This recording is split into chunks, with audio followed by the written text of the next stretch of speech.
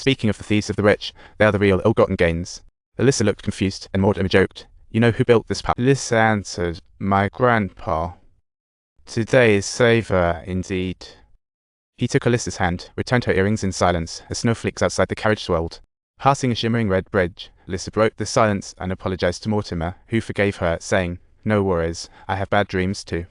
She curiously asked Alyssa why she wanted to loan, which instantly piqued Alyssa's interest.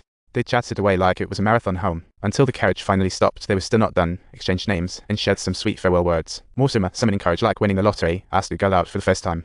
Alyssa, feigning anger, got off, but played hide and seek when Mortimer caught up. She smiled back. Sometimes it's not a no, especially when December in St. Petersburg is busy preparing for Christmas with even the snow. Her father gifted Alyssa a gold necklace as usual, but her mother gifted her a birdcage this year. See a real plot twist. Alyssa's smile faded, then perked up like after strong coffee. She knew her mother's concern and warning could the cage hold her. That night, Mortimer sneaked into the castle like a thief, tapping on the window with a pea. Talk about a pea whacker.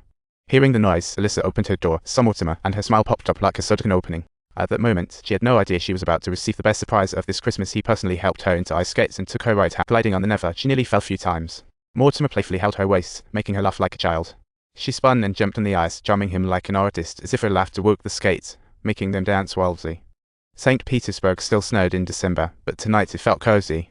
They watched juggling performances together, making the cute confused ones giggle like clowns, while munching on cotton candy by the roadside.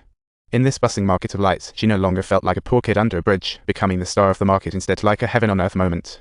Alex shadowed through the crowd, disgusted, planning to leave with Alyssa. Suddenly, she seemed like Superman, stopping her.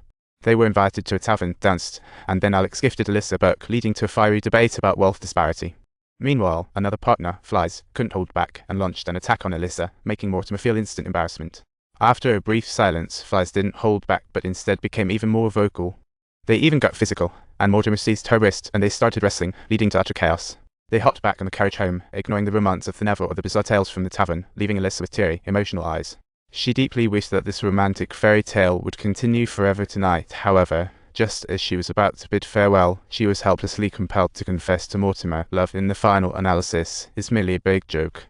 Before Alyssa could finish, Mortimer leaned in gently, knowing they liked each other but still walking on eggshells, that they both knew that the class differences were like a big river, seemingly uncrossable no matter how glorious the romance.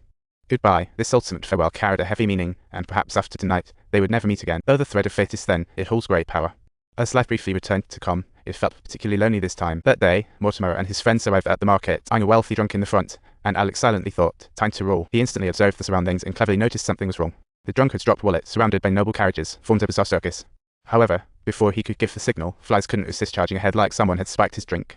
Luckily, he pulled back just in time. Everyone became cautious, like a group alarm went off, and they all scrambled around. But the stubborn Flies turned back halfway like he read the wrong map and charged back recklessly. Caught in handcuffs, Flies' agility couldn't save him, while the Count happened to get down like a superhero ready to save the day. The enemy's whistle sounded. The lurking patrol team sprang into action. Mortimer dashed with all his might. With a roll, he slashed the handcuffs knight-like. In chaos, they fled desperately, yet the trained patrol was hard to shake off. One partner tried to signal help but made a blunder, looking like a failed act caught right away. Relying on their teamwork and knowledge of the terrain, Mortimer and the gang pulled down a giant sign on the bridge, finally blocking the pursuit. Mortimer's selfless help made Flies feel guilty. After expressing thanks, the two began to go their separate ways. Just when they thought they had shaken off the pursuers, they turned back to find the Count holding a sharp hook, chasing them like a wolf. Mortimer turned to run but got slashed on the left foot, making him feel like he stepped on a nail as he danced around the fire pit. Seeing a chance, he aimed for the riverbank but was stopped by the Count's dagger, like cat and mouse. At the critical moment, Alex finally made his move. The castle was as lively as the 4th of July in America, but the mother simply couldn't stand it. Whenever there was a chance, she orchestrated meetings between the Count and her daughter, even arranging a magic show, hoping to puzzle them together. The goal was to marry Alyssa off quickly, but she, being clever, saw through the magic's facade and mercilessly exposed it in public. It was like giving her mother a loud slap in the face. That night, her father rushed into Alyssa's room and unexpectedly discovered she was reading the book was the one Alex gave her, heavy with rebellious ideas. The furious father ordered an all-out search for all of Alyssa's beloved books. Forbidden books were tossed into the fire, but what Alyssa lost wasn't just them. She lost a sister-like servant and a teacher who was supposed to return the next day. Before parting, her father gave Alyssa one final seed of hope, and it was this one that gave her great courage to flee. If you like this story, don't forget to subscribe and share more humorous moments.